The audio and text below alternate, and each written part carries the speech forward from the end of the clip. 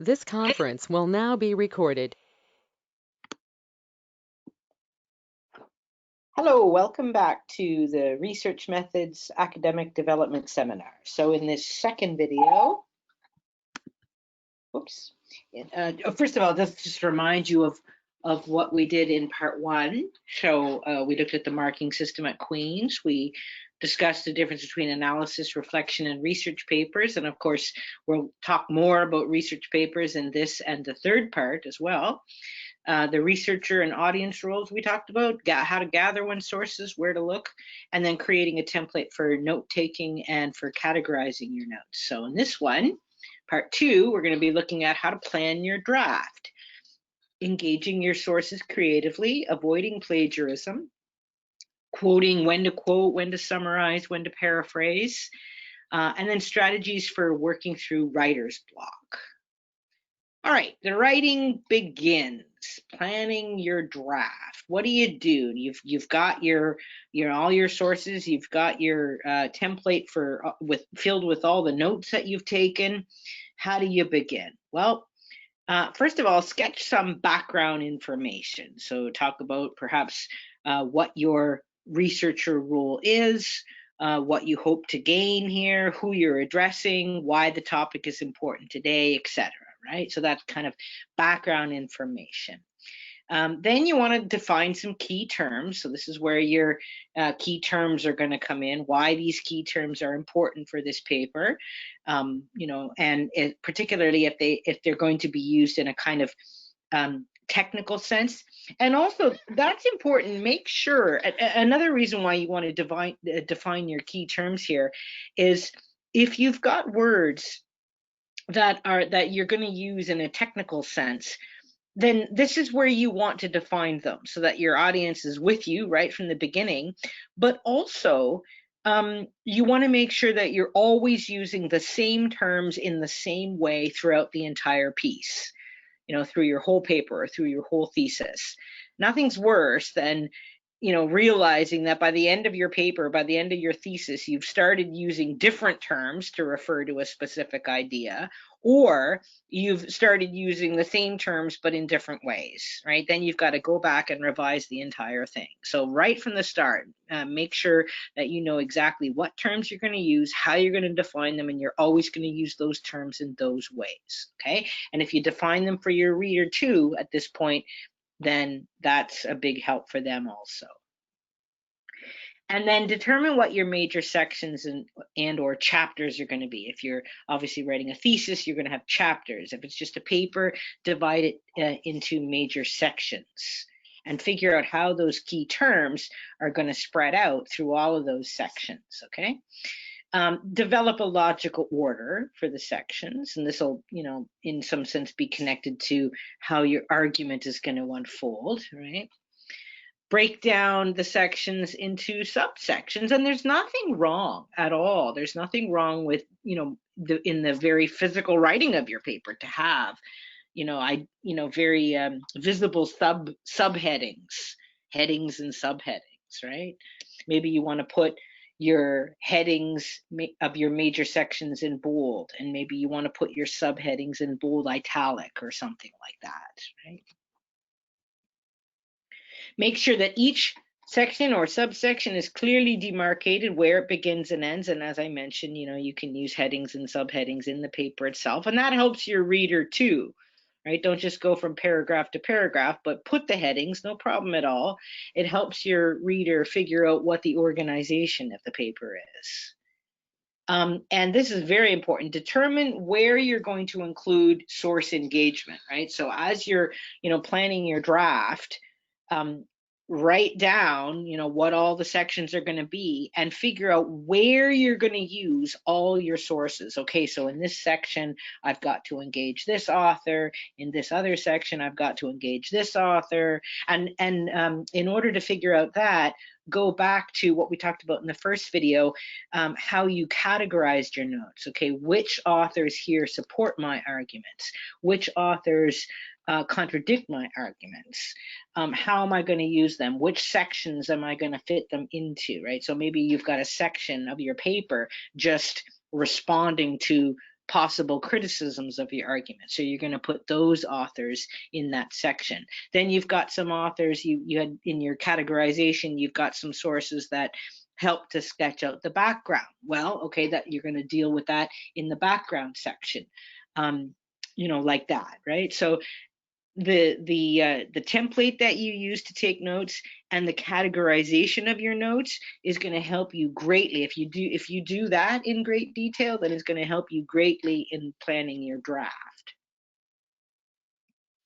Then now you're writing. The writing is continuing. Once you've got your draft, and another thing about the draft is don't think of it as if it's carved in stone, right? Because I mean, as you write, you're gonna realize that maybe the writing itself is a process of thinking that sometimes brings to light ideas that you hadn't planned on in the draft itself. So maybe you've got to revise the draft a little as you write. That's fine. Okay, that's perfectly fine. So, be ready for that.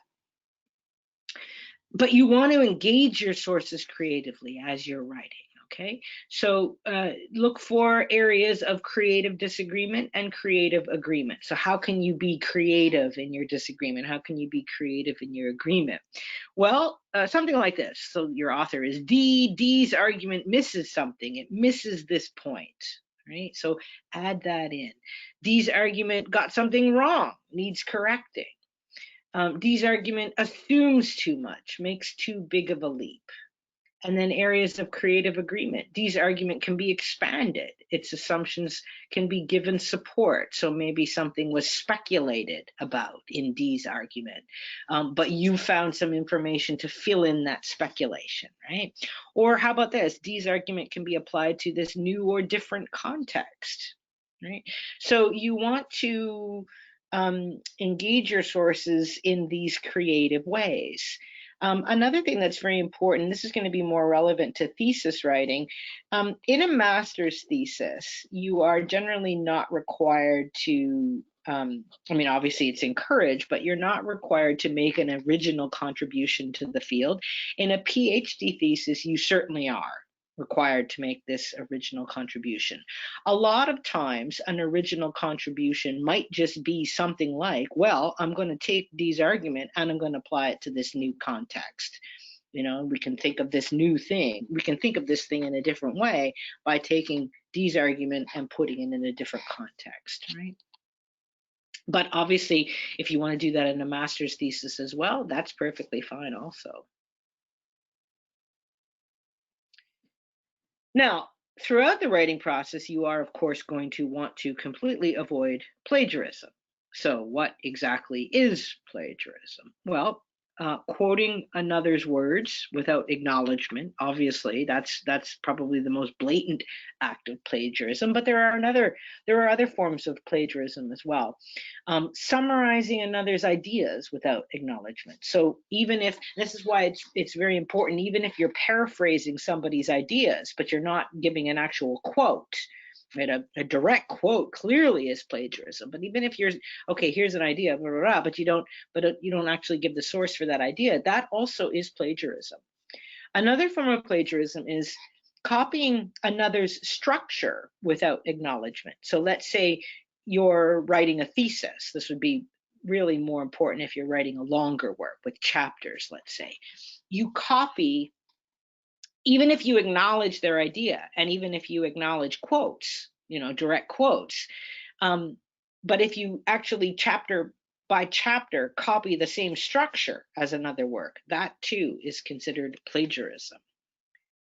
So all of these are absolute no-nos, of course.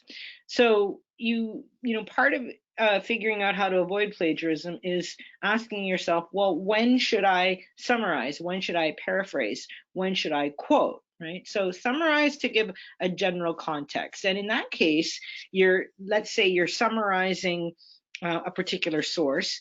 You give the general context, you give the general idea of what is being talked about in this source. And then at the end of that whole section, you then give the reference, okay? Paraphrasing is a little bit more focused. So let's say you're paraphrasing a specific idea from an author. You're not using their language, you're using your own words. Okay, and it might just be one paragraph that you've paraphrased, right? At the end of that paragraph, you then give the reference for it. In summarizing and paraphrasing, no quotation marks are necessary, but you have to give the reference to show where you got the ideas from. Okay, when you're quoting, that is when you use direct words from the source and you have to put it in quotation marks, okay? And you do that really for very specific purposes. So either it provides evidence backing up your argument and you really want to show that evidence, right? Or it's strikingly original phrasing in the source that you're using, and something gets lost if you try to paraphrase it in your own words, because that striking original phrasing can often carry meaning. It can evoke meaning in itself, so you want to carry that over into what you're talking about. There's a compelling expression of your ideas, so use it for that. Now, I mean, the best way to use quotes here would not be, and this is another thing, make sure that you don't let the quotes do all the talking for you. If you want to express your ideas and you found a quote that really compels, in a compelling way, expresses your ideas for you, don't just use that quote. Rather, do try to express it in your own words first, and then say, as is illustrated by this quote, and then you can give the quote. So the idea is that make your point first, and then back it up with a quote. Or if you're engaging an author, you could say, well, here's a quote, now I'm going to, and so give the quote, and then you're going to discuss it, right? So don't just sort of use quotes to make your point for you. Think of quotes as something that accompanies your own writing, and that you engage with in your own writing, but that it doesn't constitute your writing. Okay, it doesn't constitute the body of your writing. It accompanies it and you engage with it. And then it's same thing here. It's something to be debated or disagreed with. And this is very important too, because let's say you're critiquing an author. Well, you better make sure that you know exactly what that author is saying before you start debating or disagreeing with them, right? And one of the best ways to make sure that your readers know, what that person is saying, is to give the quote. So you give the quote, you say, oh, so and so says, here's the quote, I disagree with this for this reason. Right? So in other words, you want to make sure that you're not accidentally making a straw man argument, right? So you don't make a claim that somebody says, that somebody thinks such and such, and then you're disagreeing with them, but you haven't actually given the quote, because if you give the quote, then the reader can judge for themselves whether or not your criticism is valid, right? So you want to be fair to the people that you're criticizing. Okay. Now, common referencing styles. You could use the Chicago style or the Turabian. It's the same thing, Chicago or Turabian. It's named after Kate Turabian, but it's commonly called the Chicago style. The Modern Languages Association, or MLA style, or the APA, American Psychological Association style. You can explore those websites for yourself. I'm not going to look at each one of them here. Let me just say that the Chicago style is the style that is favored in the humanities. All right, so MLA, APA tend to be a little bit more appropriate or suitable for the sciences, or even for the, maybe for the social sciences as well. But the Chicago style is certainly the style that is favored in the humanities. And it's also the style that's favored at Queen's College. And so we do encourage you to use the Chicago style. Now, one of the benefits of the Chicago style, at least in my opinion, is that this is the style that uses the footnote system. And in the footnote system, there's sort of two benefits of using the footnote system. One is that you can put all the bibliographic information into the footnote. So the first time you quote an author, you put a footnote, and you put the full bibliographic reference in that first footnote. The second time you quote that same source, you don't have to put the full bibliographic information. You just put the author's name and then a shortened version of the title and then the page number. And then at the end of it, you don't need a bibliography. But if you use the other two, you will need the other two styles. You will need a bibliography at the end of your paper because they used in-text citation, when just in brackets after the quote in the middle of your sentence. The other benefit of using the footnote style is if you want to make a little side comment about a source, which wouldn't be suitable really in the body of your text, then you could put that in a footnote too. So you put the footnote, you put the bibliographic reference, and then you can make your little comment in that same footnote. Or for that matter, just use a footnote to, talk about an idea, that you want to talk about, which is sort of marginally important, but not directly appropriate right in the body of your paper. So I will encourage you, Queen's does encourage you to use the Chicago style for your papers there. So what we're going to be looking at now, and so just let me go back here. This is important, of course, because it helps you avoiding inadvertent plagiarism. We've seen this slide before.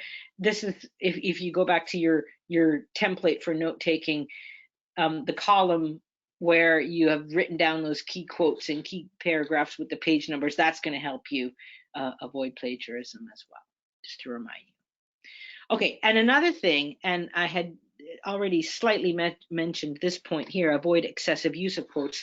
Don't let your quotes do all the work for you, okay? So like, let's say you've got a whole collection of sources that are absolutely, wonderful, and all kinds of wonderful sentences in them that you really want to use, strikingly original phrasing, etc.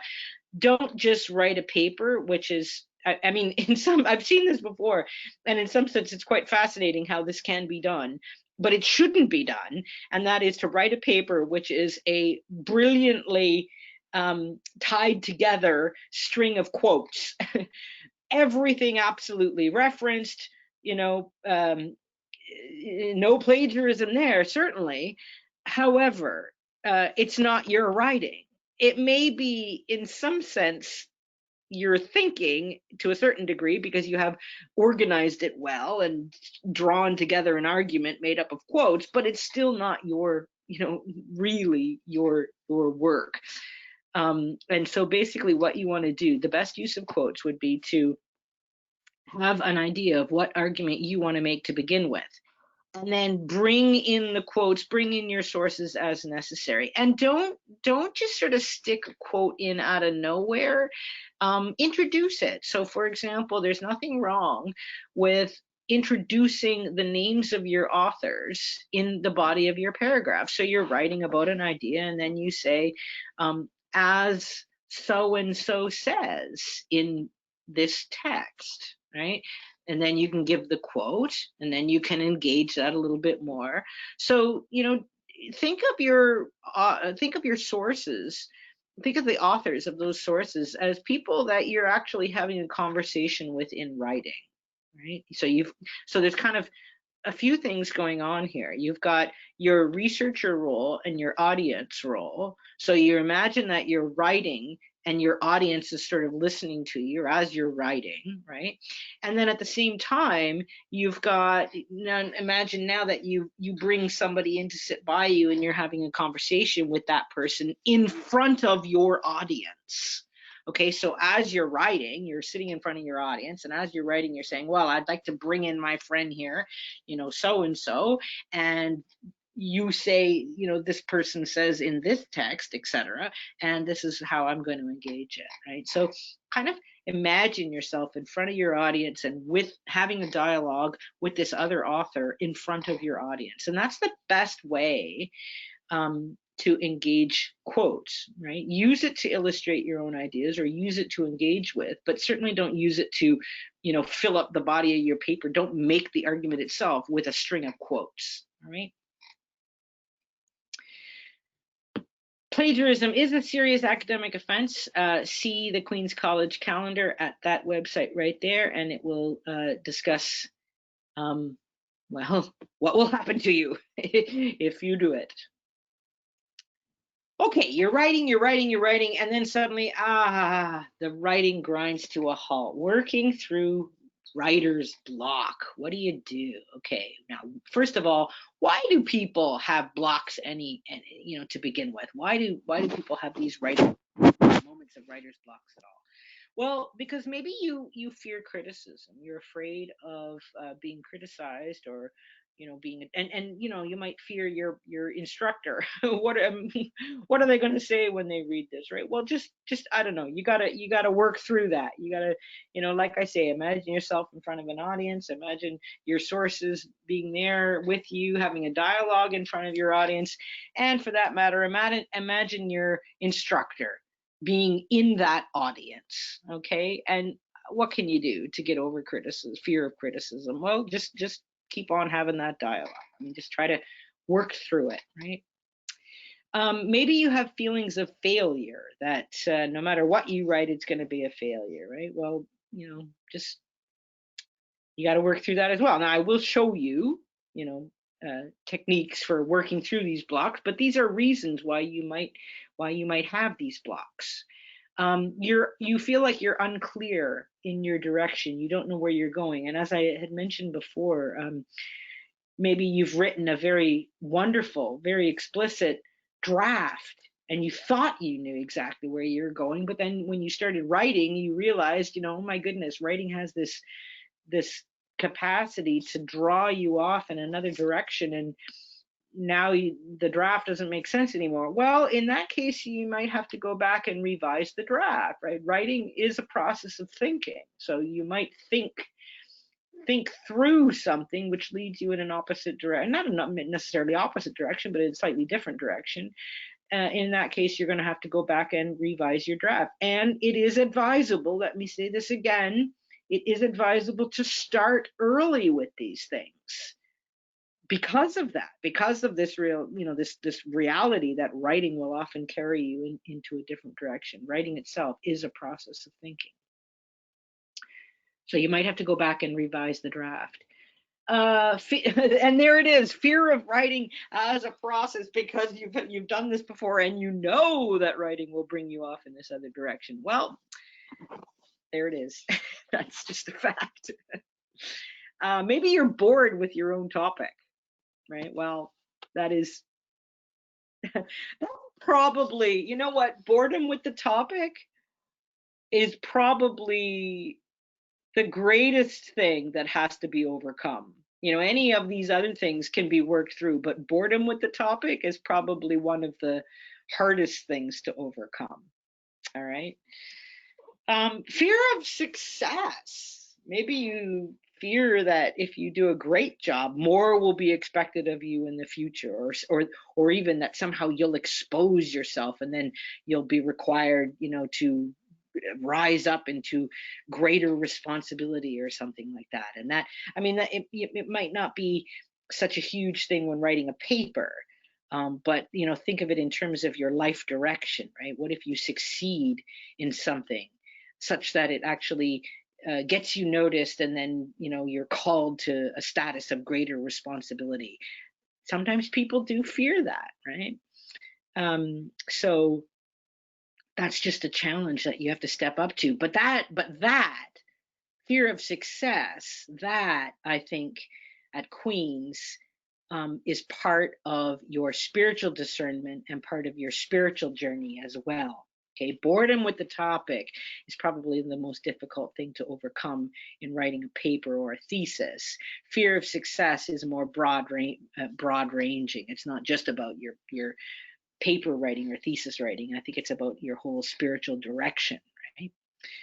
The other four, I think, can be overcome through working through various exercises. So let's look at the strategies for working through blocks. Just do some, free writing exercises. Don't try to get right into writing your paper. Just do some free writing exercise, just to sort of like, get the lid off the source. Let's say open the spring, get it flowing, right? Once you get it flowing, then maybe it'll come easier when you're writing the paper as well, right? So just, you might just sort of sit down and write what you have written so far. Summarize. Don't think of this as part of your thesis or part of your paper. It's a separate thing. It's just an exercise. You can write it in a notebook rather than on your computer if you wish, right? So just summarize what you've written so far, and then that'll get you back into the flow of it, okay? You might write about how you feel about what you have written so far. You might say, I think it's terrible, or I think it's great, or this about it I like, or this about it I don't like, right? But even just the writing itself, and like I said, this could be written in a notebook, right? Don't think of it as part of your paper, but as a separate thing, just to get the flow started. Write about how the original outline has evolved. So maybe your draft has changed in the writing process itself. You've been directed in a new direction, so you had to change your draft just slightly, right? So you could write about that. You could write about whether your author or audience roles have changed. Maybe you started out just saying, well, I've got something new and interesting to show you about X. But then you've decided that no, it's deeper than that. It's more about, understanding something in a new way, or maybe a new practical problem has come to life that you're thinking about, right? So maybe your author and audience roles have changed in the process of writing. And actually that's a very good exercise to do, because if they have changed, it's good to make that very explicit for yourself, right? So that you can sort of reassess what exactly your author role is now. How you feel about writing about others' works. Like sometimes people, and I think this is one of the reasons why people will sometimes plagiarize inadvertently, because they're interested in an idea, but they allow themselves to sort of go off on the idea, and they start, they're engaging in others' works and their thinking, but not in their writing. So they're thinking along with that author, but they're not referring to that author, right? And but they don't. But if you have to actually force yourself to write, well, so and so says this, they don't really like that. I don't want to write about others' works. I just want to think, right? But you've really so write about that. What you feel about writing about others' works. You could write about what you will be writing about in the next section. So just, and maybe when you do that, for example, maybe there's a paragraph or two, or even just a sentence or two that are really good. So you might end up incorporating those sentences or those passages into the actual body of your text itself. Rehearse orally the point that you want to make, either by yourself or with someone else in your household. The other thing you could do is record yourself and then go back and listen to what you've said. And so rehearsing orally, recording yourself, and then go back and listen to what you've said. And that while you're listening to what you're saying, you can get more ideas, sort of reading between the lines and figure out where to put extra points in. Okay. And then you could also write about what might be giving rise to your problems, or what might be giving rise to your blocks. Maybe write about, well, I'm feeling fear of criticism for this reason, or who is it that you are fearful of? Are you fearful of your instructor's criticism? Are you fearful of your your student peer criticism? I mean, what are you fearful of, right? Or do I fear success, or do I fear failure, or am I bored with my topic? Why are you bored with your topic? That kind of thing, right? So write about that. Now, the other thing, other strategies, so all those little writing exercises. Other strategies that you might use is write with others in a group. Now, this is going to be, less possible in the COVID situation. But nevertheless, you could certainly get together with others, maybe within your household and somebody else, or if you know somebody else, maybe you have a small bubble that you can write with others in, and just having the other person there who's also writing will sometimes inspire you get the flow going. Write incrementally, a little paragraph or a subsection at the time. Like a lot of times people sit down in front of their computer and they say, okay, I've got this paper to write. And they feel overwhelmed with it and they can't even start, right? Well, but if you imagine that you're going to sit down and you're only going to write one paragraph or you're only going to write one subsection, then that's a lot helpful. It's, like mentally, you feel like you can take on a paragraph maybe much easier than taking on a whole paper, right? So you don't feel the block, then you don't feel the fear. Also, it'll help you if you've got your draft very explicitly broken down into all those little subsections. And you don't necessarily have to write all the subsections in the order that you've got them, right? You can write a later subsection.